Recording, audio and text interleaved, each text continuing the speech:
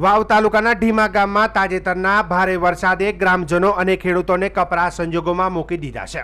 અતિ ભારે વરસાદને કારણે પાણી ભરાવાની સ્થિતિ સર્જાતા અનેક ગરીબ પરિવારોના મકાનો ધરાશાયી થઈ ગયા છે।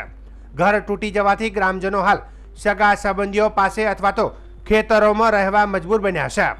સ્થાનિક રહેવાસીઓ અને આગેવાનોએ મુખ્ય માગણી છે કે અસરગ્રસ્ત પરિવારોને તાત્કાલિક મકાન સહાય ફાળવીને પુનર્વસન માટે યોગ્ય વ્યવસ્થા કરવામાં આવે।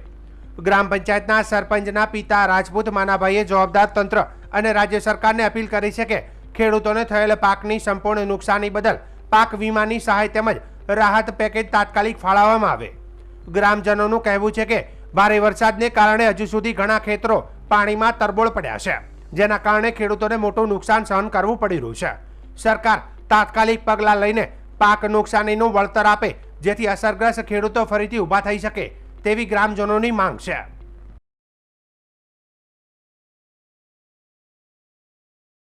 હું રાયચંદભાઈ ઠાકોરવાસનો સભ્ય છું 11 વોર્ડનો પંચાયતનો, અને અમારા વોર્ડમાં બધે અધિકારીઓ બધા તપાસ કરાયો છે અને હજી જેને મળવા લાયક તો કોઈ મળ્યું નથી। આવા અમારામાં બધાય દર્શાઈ થઈ ગયા છે મકાન, અને ઊંચાણના વિસ્તારમાં માલ સામાન લઈ અને ખેતરમાં ઊંચાણ રહેવા જ્યાં જતા રહ્યા છે એવી હાલત મારી છે, ખૂબ ખરાબ।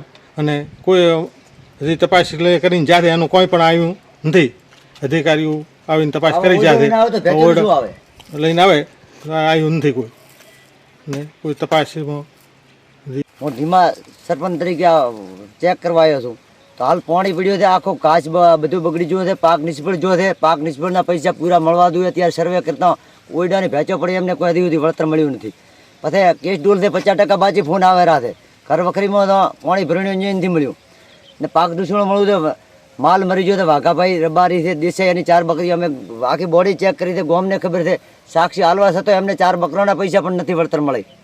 તો સરકારને ખોટું આવું બહાર પાડી અને ખોટું બોલવું નહીં, અને ખેતીને પાક નિષ્ફળ પૂરું મળવું જ જોઈએ। તેમાં ગામની અંદર 100% ન મળે તો પછી આ બધું નુકસાન જ દે ને। હું તો કળો પરા તો દોરીને 100% હાલવું છે।